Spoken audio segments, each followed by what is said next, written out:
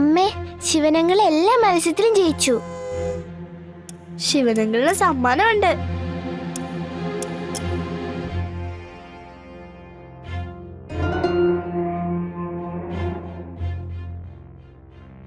എന്തായാലും മക്കൾ അങ്ങോട്ട് ചെല്ല്. എനിക്ക് ശിവനങ്ങളിനോടൊരു കാര്യം ചോദിക്കാനുണ്ട്. വാ പപ്പി.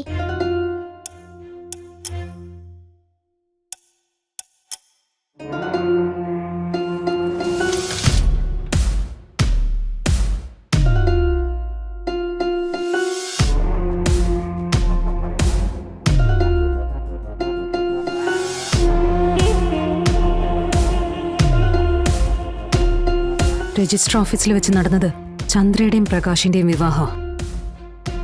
പക്ഷെ പുറം ലോകം അറിഞ്ഞിരിക്കുന്നത് നമ്മുടെ രണ്ടുപേരുടെയും വിവാഹം നടന്നു. ദേ, ഇതില് ശിവൻ എന്തെങ്കിലും പങ്കുണ്ടോ? മനസ്സിലായില്ല. അങ്ങനെ എന്തെങ്കിലും ഉദ്ദേശം മനസ്സിൽ വെച്ചുകൊണ്ടാണോ നിങ്ങൾ ഞങ്ങളുടെ കുടുംബമായിട്ട് അടുത്തത്? ചതിക്കായിരുന്നോ ഞങ്ങളെന്നാ ചോദിച്ചേ? ശാലിനി എന്തോ മനസ്സിൽ വെച്ചാ സംസാരിക്കുന്നേ. കാര്യം എന്താണെന്ന് അറിഞ്ഞാലല്ലേ എനിക്ക് മറുപടി തരാൻ പറ്റൂ. കാര്യങ്ങൾ അറിഞ്ഞിട്ടും അറിയാത്ത പോലെ അഭിനയിക്കാണോ? അതല്ലെങ്കിൽ ഇനി ഇക്കാര്യം അറിയാത്ത ഒരേ ഒരാള് ശിവൻ മാത്രമാണ്.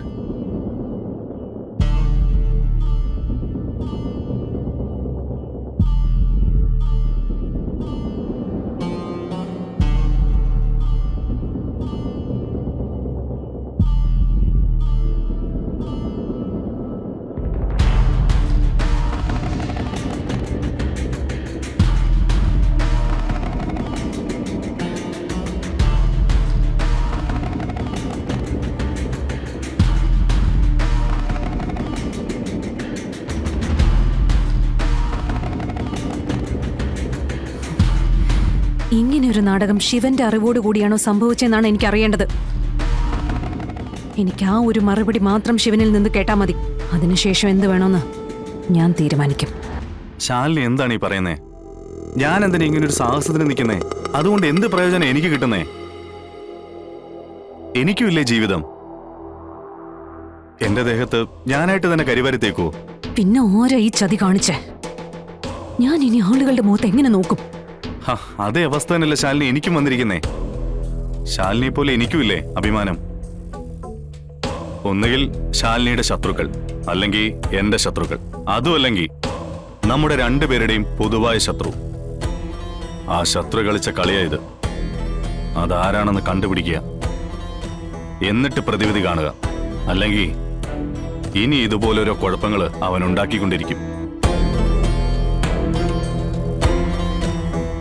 മാഡം ഒട്ടും പ്രതീക്ഷിച്ചില്ല.